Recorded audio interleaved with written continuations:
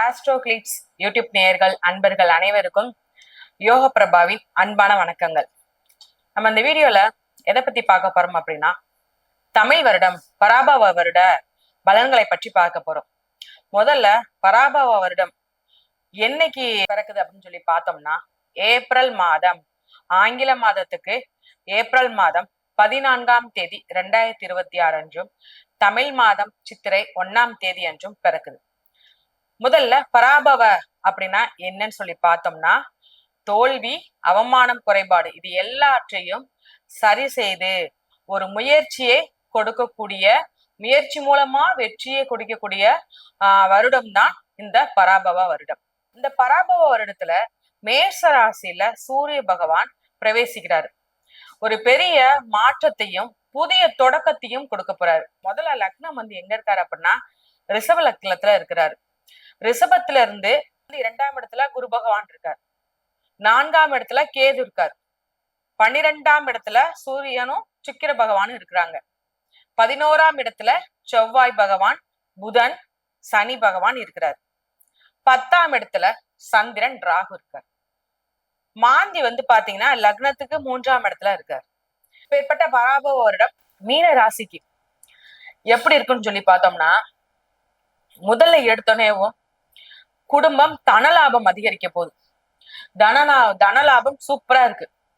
குடும்பத்திற்குள்ள கணவன் மனைவிகளோட ஒற்றுமை அதிகரிக்க போகுது.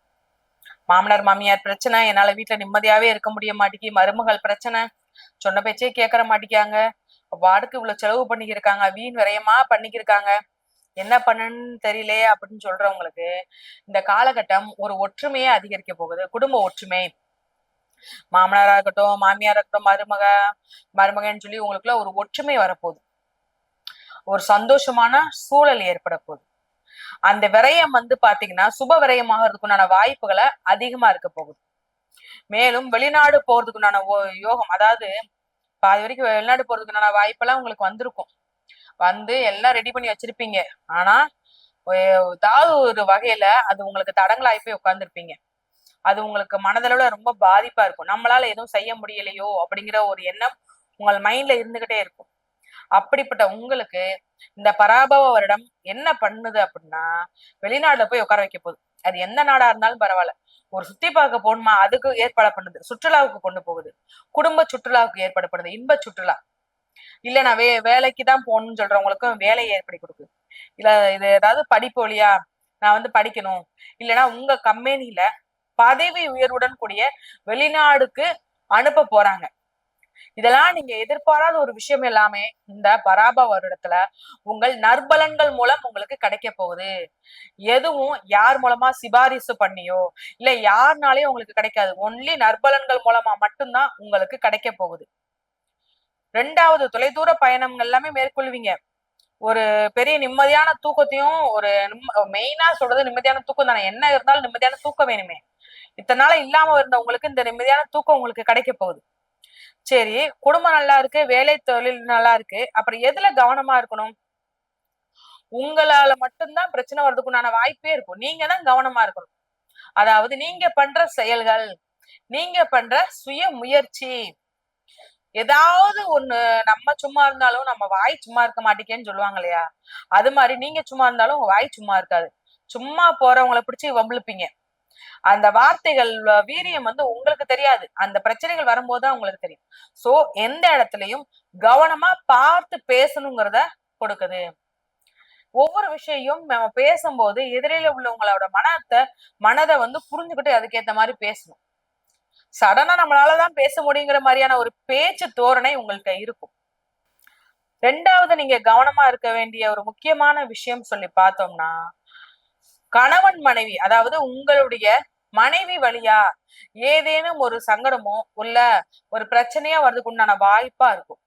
இல்ல அவங்க ஏதாவது ஒரு பொருளை வாங்கி செலவு பண்றதோ, தேவையில்லாத விரயம் பண்றதோ அப்படி இல்ல அப்படின்னா, அவங்க மூலமாவது ஏதாவது ஒரு சின்ன பண இழப்போ சந்திக்கக்கூடிய வகையில கண்டிப்பா இருக்கும். கொஞ்சம் எச்சரிக்கை உணர்வோடு இருங்க, கவனமா இருங்க. மேலும் பாத்தீங்கன்னா, நண்பர்கள் வட்டாரத்துல கவனமா இருக்கணும். கூட்டு தொழில் கவனம். இந்த மாதிரியான விஷயங்களை மட்டும் கவனமா இருங்க. வேற எந்தவித பெரிய பாதிப்புமே இல்லாம இந்த பராபவ வருடம் உங்களுக்கு பெரிய ஆற்றலை கொடுக்கும். இந்த பராபவ வருடத்துல நாள் இரவேவும் நீங்கள் எழுந்து பார்க்கும்படியான ஒரு இடத்துல மா, பலா, வாழை மற்றும் வாசனை பூக்கள் மற்றும் கண்ணாடி, இது ஒரு ஒரு முடிஞ்சளவு கையில இருக்கிற ஒரு பணம், இது எல்லாத்தையும் வைத்து காலையில அந்த பொருட்கள் மேல்தான் உங்க கண்ணே விழிக்கணும். அதான் நீங்க முதல் பார்வையா அதைத்தான் பார்க்கணும். அதற்கு அப்புறம் சமையல் அறுசுவை உணவு செய்யணும். உங்களால முடிந்த ஒரு சின்ன சின்ன அளவான அரிசுவை உணவு செய்யணும். அன்னைக்கு அது சாப்பிடணும். இதன் மூலமா ஒரு பெரிய ஒரு புது உற்சாகத்தையும் புது தொடக்கத்தையும் கொடுக்குது.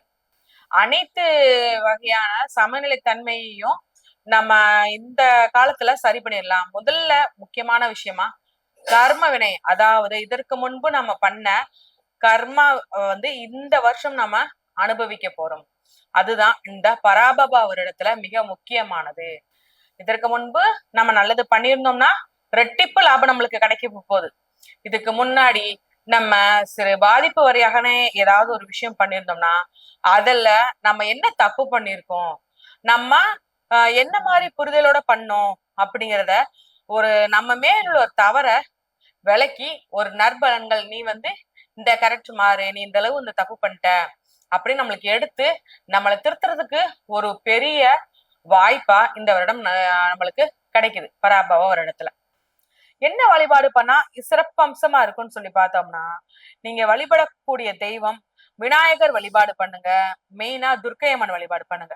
இந்த 2 வழிபாடு பண்றது மூலமா பாதிப்புகள் குறைய ஆரம்பிக்கும். உங்களுக்கு பராபவ வருடம் ஒரு அருமையான ஆற்றலை கொடுக்கக்கூடிய வருடமா இருக்கும்.